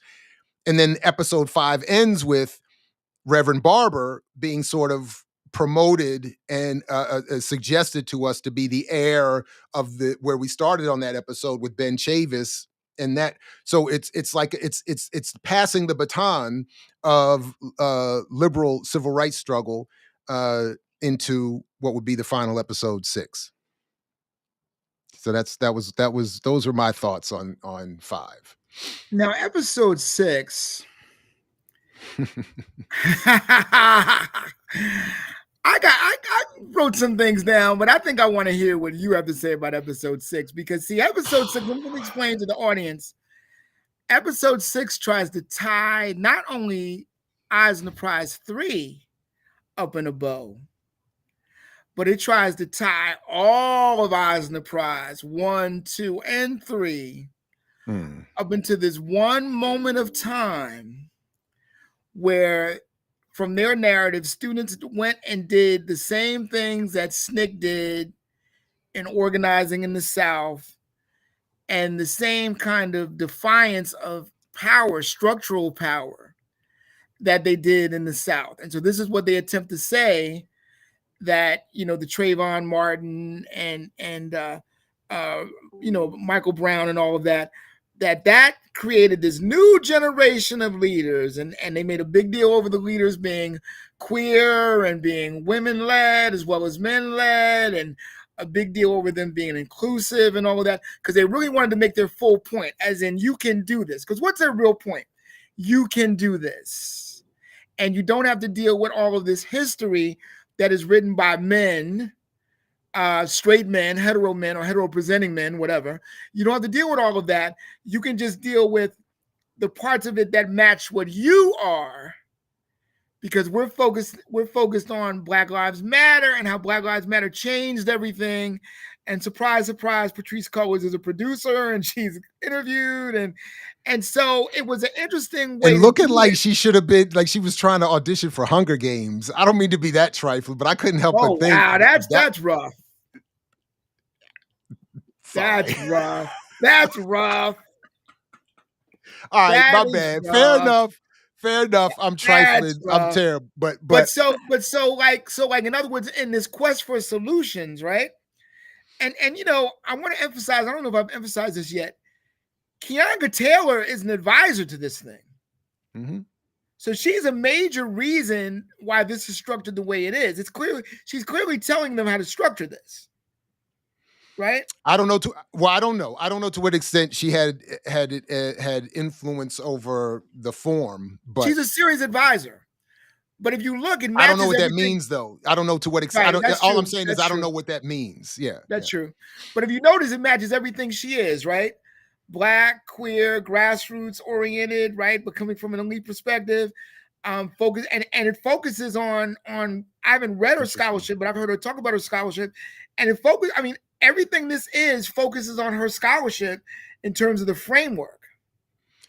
I've read enough to know from her that she, like some others, seem to want to position Black Lives Matter as, again, an extension of these struggles, and not as a negation of them, which is what I think it should be better understood as. But yeah, so that, and that's what this episode does. So I mean, I enjoyed some quotes here, because it talked about Obama's election gave the idea that we meaning America, changed enough, and they saw Trayvon as an alarm clock that woke them up from that kind of dream. They treated the Trayvon March like Selma Montgomery, which is a little bit of a reach, a stretch, but it is showing the cyclical nature of struggle. No, no, no, no, no, no, no, no, no, no, no, no. Not the cyclical nature of struggle. I think Go ahead. it shows the Go ahead. intent of this wing of that generation's struggle to become the liberal version of that struggle. That's what I think it's saying. It's not just a cyclical nature, it's the return of that well-dressed. That's what they were talking about. They were well-dressed, They walking were. over the bridge. Of course. But again, that's my point. But King learned from that. Became Right. more radical from that. They keep Right. wanting us to go back to the beginning. And that's what I'm saying. Like, so I kept Interesting. hearing when Daruba Interesting. says, we've already won that fight. We already did this shit. And it's like, why are you asking us to go back to the John Lewis snick and the Dr. King in a tie, civil rights Dr. King, and not the Dr. King in the unbuttoned shirt after being in Chicago for a couple summers, talking about we might have to swing on these motherfuckers. Talking about Andy Young is a capitalist.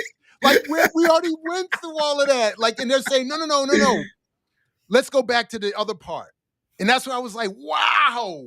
So the building, so what they call the building of the new civil rights movement, you call the going back to 1955. Or the building of the new civil rights movement. And again, but the civil rights movement had shed that and heightened the contradictions with Black power, Black liberation, and internationalism and all of that. And that's why if we were to have what we need in these series is to say the reason these young folks had to pick up and feel like, because I'm not blaming them. No. But I'm saying that the reason they felt like that's the point that they had to go back to is because of those intervening years that these series leave out, where the state wipes out the more militant forms of struggle. All of the radicals get attacked. The counterintelligence program, again, goes unmentioned. So there's no context for what the state does to the Kings and the Malcolms and the Angelas and to the whoever's. We don't hear about Assad or Shakur. We don't hear about any of that. So of course, instead of saying, again, when I was younger, feeling like, yo, why do we have to start from scratch with no guidance? Instead of acknowledging that the reason that has to happen is because the state did something to these folks. So we need to understand what was done and understand the politics that caused that reaction from the state and re-engage them, not go backwards. And that's what I found to be so frustrating. So that would be why I want to give her credit and say, I know Yamada Taylor knows better. So I would hope that she was incapable of conveying this to the series filmmakers or to their bosses or whoever found the Kwame Ture footage that they end the series with. I hope that they were forced to cut out all the rest so they could have one line that is inoffensive to a liberal audience while not totally omitting him. Anyway, I have a lot more about this last one, or at least some more. But go ahead. I don't, and I'm glad you have a lot more because, see, the way it kept going back and forth, it kept time shifting because what it was showing was, and this is where I think you find it very insidious, right? They kept showing that, okay, this generation in this episode have learned from everybody, right? They've absorbed from everybody. And I love the pass off. Because when Julian Bond shows up, I'm like, oh, wow, the narrator of Eyes 1 and Eyes 2 is basically symbolically, right? What is it? Semiotically giving the nod to number 3. That this is the correct product. So Bond is there literally to support the students, but he's also there to let people like me know who grow with Eyes 1 and Eyes 2. I endorse this endeavor. And what is the endeavor? The endeavor is to make sure that we take all of the things that we've learned that we can apply to improving American democracy and go and improve American democracy and not talk about Cuba, not talk about South Africa, not talk about Daruba bin Wahad, not talk about Bumia Abu Jamal, not talk about the NAACP trying to be a radical Pan-Africanist organization, not talk about any of that. Just we're fulfilling American democracy and we're extending what they did. Now, the idea that Black Lives Matter extended what was done by SNCC and SCLC and Martin Luther King and Malcolm X and the OAU, I got problems with that, huge problems with that. But that's what visually and in terms of the editing and the framing, this last part does. So I kept going back and forth with, okay, I'm mad. Are they right? Are they wrong? I like that. But so I kept going back and forth. So I don't really have a clear thing to say about the last episode because the last episode was designed to basically, you can say inspire if you want, or you can say confuse if you want. It depends on your approach to world politics and what you see. So that's really all I have to say there. I want to hear what you have to say. So I'm going to pull something up, and I'll put it in the show description. But I do want to pull this up. So, all right. So for episode 6, I started by saying performance versus organized politics. And that's why, again, to the point you brought up earlier, and I thought was a great one, that this series is comfortable in promoting performance over politics, which is why we would get the Million Man March and little discussion of the ideas of even the men that this series wants to say we need to evolve beyond. So I actually like, to your point, I like the idea that there would be some critical reflection on these great men who did this and that, and why we need to evolve past that. But what I would have liked, what would have made that meaningful, is if they had actually talked about, instead of just showing some of the pictures of the politics of a Dr. King, a Malcolm X, a Kwame Ture, or George Jackson, or whomever else, that instead of just referencing men, to say, well, what were the political differences in these men that need to be focused upon, built upon, discarded, reorganized in the context of women-led or more diverse-led efforts? But they don't do that. All right, so that was one thing. Then, you know what you reminded me of? Just real quick, you know what you reminded me of? Mm-mm. Imagine if Eyes 3 had included those women who were busting Maroon out. See, that's what I'm saying. But those histories, again, that again, yeah. I would have loved that. Of course. So then we get this whole thing about Obama, and instead of, I think, but again, because, as I mentioned earlier, because the Black Lives Matter leadership at the time, I feel like, went out of its way to distance itself from the Black radical tradition, we're not able to get any of the live in real time at the moment or subsequent 2020 Black radical analysis of the Obama presidency. So when you're hearing young people or seeing young people on screen talk about how they were tricked by Obama, they were misled, they had hope, whatever, Right. like, the reason for that is because, in part, because some of your favorite people here didn't want to talk to anybody. They didn't, again, they didn't want to talk to Glenn, Bruce, Margaret. They didn't want to talk to anybody. Like, they're in emails telling me, Jared, we don't want to talk to you because you used to be associated with Glenn. And I'm like, what the fuck that got to do with anything? Like, why would you, what does Jared or Glenn have to do with you wanting to talk to your Black radical comrades? Like, that shouldn't, but they don't do that. So it's left as if nobody was out here. Again, Todd, you will remember when he spoke at the National Convention and first made his first speech to the world, I emailed you and said, I don't know who this dude is. 2004. I said, I don't know who this dude is, but he's a problem. There is no Black America. There is no white America. There's the United States of America. There is no red state America. There is no blue state America. There's the United States of America. You know, when Trump got elected, I tweeted Obama going, okay, well, what do you believe now? So my point is, there were people there was of course they're going to ignore the great Harlem debate 1, 2, and 3, where the entire, including James Turner, were there assessing before the world who this dude is and what will it mean for black people. So all of that is ignored. Of course they ignore all of the hip hop and hip hop activist stuff. So my generation, our generation, just gets wiped out. It goes from the 60s to Mike Brown. And it's like there's nothing in between. Nobody did nothing. That's how they could skip Mandela. Like, it's like everybody was just dormant until Jesse Jackson did nothing. Jesse Jackson did nothing to organize black people during the 80s. No presidential campaigns, no nothing. There was nothing. So it's like it's wild. It's wild.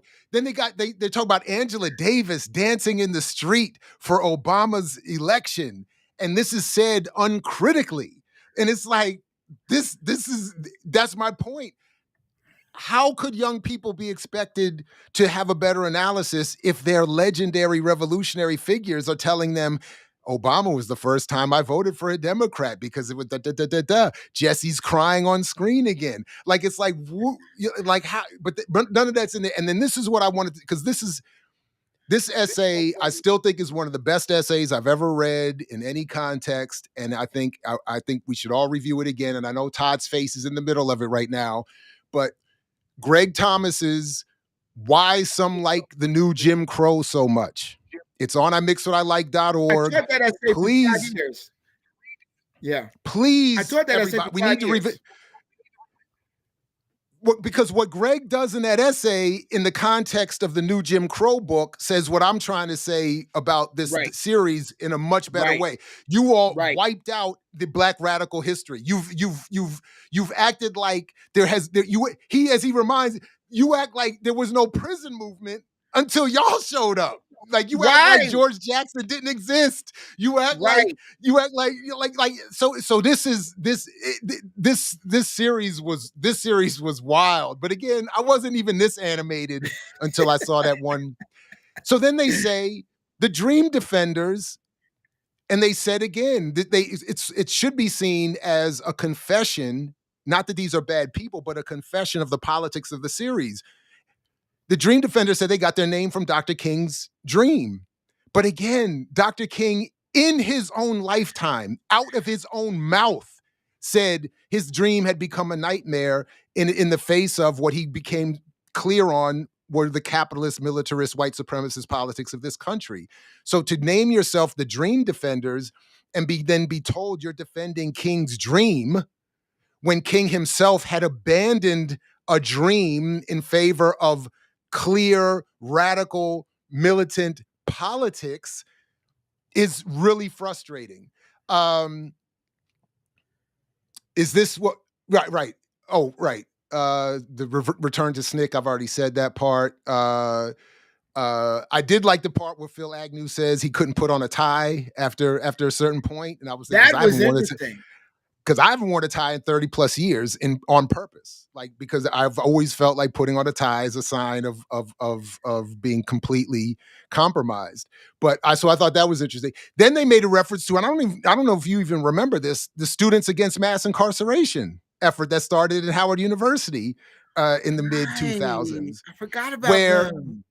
And I went to look it up, and when I went to look it up, reference even to me and us, or our related work is in there, because we were around helping I was around helping the organizers and the founders of SAMI build SAMI. When it's mentioned in some of the news reports that they brought it to Morgan State University, that's what. But they don't get into what happened with SAMI. They don't get into what happened to Students Against Mass Incarceration. What happened to any of that? Then they just bring us back to John Lewis again. Performance in politics. Because Eisner Prize is about the reconstruction and maintenance of American democracy. That's from Henry Hampton up to the present.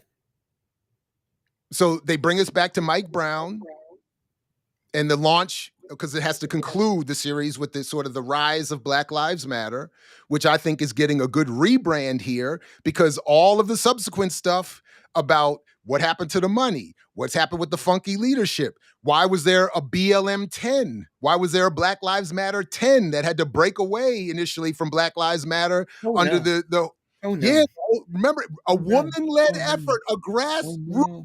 woman-led effort. Oh, The no. Black Lives Matter 10 breaking no. away, saying because you sisters are over here giving your fraudulent contracts and giving money to your brothers and cousins for security and having mansions and sipping cocktails. You see that brief look at uh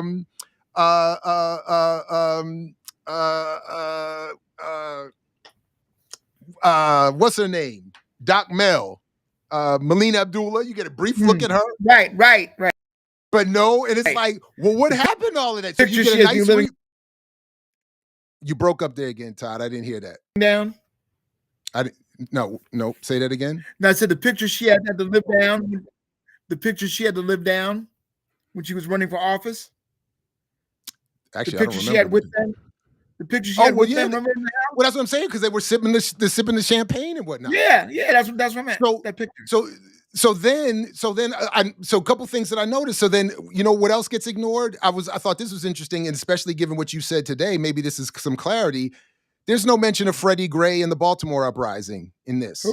Who? Freddie Gray and the Baltimore uprising. Exactly. And then I was like, why wouldn't they mention that? And one of the reasons why I thought this might not get mentioned because from what I saw from the vantage point, working at the Real News and being in Baltimore at the time, was that Black Lives Matter was getting called to account by a lot of local organizers, including by leaders of A Beautiful Struggle, for saying like, all you Sharptons and Jamal Bryants come flying in here, but people been doing the work and don't get any of the so there's no leaders of Beautiful Struggle mentioned in this. There's no as I said, mention of any other grassroots organizational effort disassociated from. So I said, this is a very narrow look at the last 25 years, people crying over meeting. Somebody's on camera talking about how she cried when they got to meet Obama. And she says on camera, from the streets to the White House. And I was like, this is, and then they end with Kwame Ture, but no discussion of his actual politics. And then my last statement that I wrote here on this is, this series promises to be a reflection and to be giving a voice and space for these efforts and ideas, but this is also a suppression and an erasure and a denial of unsanctioned other forms of radical grassroots organizations that have not been connected to these nonprofit structures. And I think this is, it's a negation of, it's a negation. And again, the reason we have to be critical of this is that normally the people who would engage in critical analysis over this kind of content are part of it. So we can't depend on them. just like all the people that Manning Marable gave grants to, so they got quiet when the book came out. It's the same thing. And I don't know if you saw me discussing it, but last week when I was up there, Todd, at Africana, on mic, so I'm not divulging anything said off record, on mic, on camera, one of Marable's disciples, Professor Russell Rickford, who I fully defend in many other areas of his work, he said Marable wrote the book. Marable argued with him over their disagreements over the politics of that book, and I'll just have to leave it there in terms of what was said publicly. But much of what you just said and what you and I experienced in criticizing that work was, albeit very late and quietly, more or less co-signed and supported. But yeah. All right, man. Hey, you did that in a tight 2 hours. That was pretty good. As I said about Joy Reid on Facebook, how can you be against a structure that pays you $3 million a year for 5 years? That's why she was crying. And I'm not even mad at that. Right. Yeah, we know that. I get that. We know that. Like you can't, because where are you going to go to recoup that? Even if you start a nice fat YouTube channel, you probably not going to recoup. You're not going to get that. Nope. So but yeah. Look, Well, man, Dr. Ball, but let me just say one more thing. please. I'm not, yeah, go ahead. I appreciate this audience because another one of the reasons that I still do this with Dr. Ball is that I now get Facebook tags and Twitter tags saying, Todd, when are you going to come on Dr. Ball's show and discuss, fill in the topic, right? And I Right. do too. And I always have to remind them it's your fault. If And people don't and see that's you, true. it's you.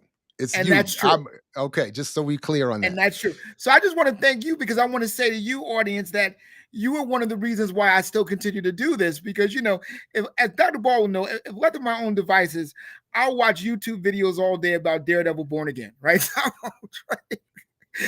I gotta be pulled into this other side of my brain, right? Well, But and I hate to Andor say it, season 2 is coming. right? Yeah, Andor season 2 is coming, and we will be doing shows about that. I'm committed to that. We're gonna do that. But I do want to say this. It's sad that I have to get pulled back into this because you would think that the content would be so much better considering all the things we now know about American society and world society and revolution. No. And instead of them getting better, they're getting worse. Well, the better is in their technical sophistication. So as I alluded to earlier, like I think this series is very well shot. The sound is great. The music is great. The editing I thought is great. I think that's the better. I think, and that's what I think does make it worse because it comes across as this beautiful black project, and it is just devoid of so much of what we would need. Just very quickly, thank you, William Reddish, for the super chat. I appreciate you for your support. I wanted to come back. Elon said there are clearly contradictions because there are legitimate revolutionary organizers featured as talking heads. So again, I just want to be clear. I don't know the extent to which any of the people in this documentary are or are not revolutionary. I'm not judging them. I'm judging what was done in this edited product and what I think the frame is. So I take that. I take that. And then Keontae says, did they bring up Flint? And this is a good question. I'm glad you asked this question because I did forget to bring this up. They do. Very quickly during the episode, was that 5 where they're talking about the environment? They or is it 4? They do. Yeah, in 4 where they talk about PCBs and the environment, they mention in passing, literally in one quick reference to Flint. What they don't do is remind, and the reason obviously they don't do that is because then you would have to confront head on Obama's complicity in that and his phony bullshit performance of drinking that water to shut the activists up. And so it is quickly mentioned, but not as a sustained focus. And you would think it should be that it in fact that could have been or should have been sort of a signature story to demonstrate the failures of a misleadership class. But yeah, they didn't. Yeah. Well, look, I would like to thank you. I'd like to thank the audience. Yes. I really think that we're gonna, unfortunately, as long as people make really good salaries for doing well and doing good, their version of doing well and doing good. Unfortunately, Dr. Ball and I are going to have to continue to be in the balcony of the Muppet Show, doing doing this kind of commentary. And I mean, That's I don't know how long we're gonna be in that balcony doing it, but I mean, people keep making these choices, and they got advanced degrees and Harvard degrees and all this, and they keep making these choices that are just so obvious to us. That's us, Statler and Waldorf. That's. I'll be the short guy. That's Statler. I'll be Statler. So thank you very much, sir. No, I always appreciate any excuse to get the bill with you. I thank you, Dr. Burroughs, for joining us. And please, folks, check out the link to his website in the show description. I will add other links. I got a lot of Leonard stuff. I got a lot of Leonard stuff on my blog. Stuff. You do. So if you haven't seen any of the Leonard statements and everything and the celebration, go to my website, Drums in the Global Village. You'll see a lot of that. Right on. And everybody, thank you very much to the chat. Please do like, share, subscribe, and appreciate you coming through. To those who will see this later, peace to you as well, as long and only if you're willing to fight for it, as Fred Hampton used to say. Thanks, everybody. Catch you next time right here at. And what do you sacrifice? Calm, kindness, kinship, love. I've given up all chance at inner peace. I made my mind a sunless space. I share my dreams with ghosts. I wake up every day to an equation I wrote 15 years ago for which there's only one conclusion. I'm damned for what I do. My anger, my ego, my unwillingness to yield, my eagerness to fight, that set me on a path from which there's no escape. I yearn to be a savior against injustice without contemplating the cost, and by the time I look down, there's no longer any ground beneath my feet. What is my sacrifice? I'm condemned to use the tools of my enemy to defeat them. I burn my decency for someone else's future. I burn my life to make a sunrise that I know I'll never see. Now, the ego that started this fight will never have a mirror or an audience or the light of gratitude. So what do I sacrifice? Everything, everything, everything, everything. I mix what I like, what I like, what I like, what I like, what I like.